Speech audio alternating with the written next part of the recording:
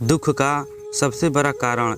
एक आदमी ने अपने जीवन भर पाई पाई इकट्ठा करके एक बंगले की तरह आलीशान घर बनाया। इस घर पर उस आदमी को बहुत ज़्यादा मोह था। वह घर की जी जान से देखभाल करता, छोटी मोटी प्रॉब्लम आए तो उसे तुरंत दुरुस्त करता था। कई बार लोगों ने उसे उस घर को बेचने की सलाह दी थी। बहुत लोगों ने उसे बहुत अच्छी कीमत पर उस घर को मांगा भी था। उसका खुद का बेटा भी अच्छी कीमत मिलने से उस घर को बेचने के लिए तैयार था, लेकिन वो आदमी कभी भी उस घर को छोड़ने के लिए तैयार नहीं था। उसे जीवन में किसी भी और वस्तु से ज़्यादा इस घर पर गर्व था, अभिमान था। एक दिन वो आदमी बाज़ार गया हुआ था। जब वह बाज़ार से लौटा तो उसने देखा कि उसके घर के सामने एक बहुत बड़ी भीड़ जमा है। वह दौड़ते हुए आया तो उसे बहुत बड़ा आघात लगा, क्योंकि उसके घर में आग लग चुकी थी। अपने सबसे प्यारे घर को ऐसे आग में जलते हुए देखकर वह अधमरा सा हो गया। उसे समझ नहीं आ रहा था कि वह क्या करे। उसने निर्णय लिया कि अगर उसका घर नहीं रहेगा तो वो भी नहीं रहेगा। वह भी उसे जलते हुए घर में अपनी जान दे देगा। अपने दुख में जब वो आदमी जलते हुए घर में जाकर अपनी जान देने गया, तब वहाँ तमाशा देख रहे लोगों में से एक ने उसे रोक लिया और उसे कहा कि क्यों बेवजह अपनी जान देना चाहते हो, क्योंकि अब यह घर तुम्हारा नहीं है। एक दिन पहले ही तुम्हारे बेटे ने इस घर का सौदा किसी के साथ कर दिया था।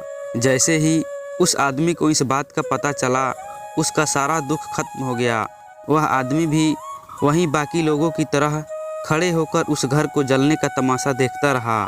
जब वहाँ पर उस आदमी का बेटा आया तो वह आदमी अपने बेटे के पास जाकर उसे कहने लगा, ज़रूर मैंने पिछले जन्म में कई पुण्य किए होंगे, इसलिए मुझे तुम्हारे जैसा बेटा मिला। अगर तुमने इस घर को सही समय पर बेच न दिया होता तो आज मेरी जान चली जाती। तुमने इस घर को सही समय पर बेचकर मेरी जान बचा ली बेटा। बाप की बातें सुनकर बेटे का मुँह उतर गया। उसने बड़े दुख के साथ कहा कि पापा, मैंने इस घर की सौदा करने के लिए ज़रूर गया था, लेकिन अभी इस घर का सौदा पक्का नहीं हुआ था। यह सुनते ही आदमी का दिल फिर से बैठ गया। वह अपना सर और छाती पीट पीट कर रोने लगा और कहने लगा कि मैं बर्बाद हो गया। पहले किसी और का घर जल गया, यह जानकर जो उसे खुशी हुई थी वह अब उसका घर है, यह जानकर दुख में बदल गई। दोस्तों, इस कहानी से हम बहुत अच्छी तरह से समझ सकते हैं कि दुख का कारण किसी भी चीज़ को अपना मानना होता है। जब कोई चीज़ अपनी होती है और वह हमें छोड़कर चली जाती है तो बहुत दुख होता है, लेकिन अगर वह चीज़ किसी और की है और उसके साथ कुछ भी हो जाए तो हमें दुख नहीं होता। श्रीमद् भागवत गीता में भी यही लिखा है कि किसी भी वस्तु को अपना मानना ही दुख का सबसे बड़ा कारण है। इसलिए किसी भी वस्तु के साथ ज़्यादा लगाव या मोह नहीं बांधना चाहिए।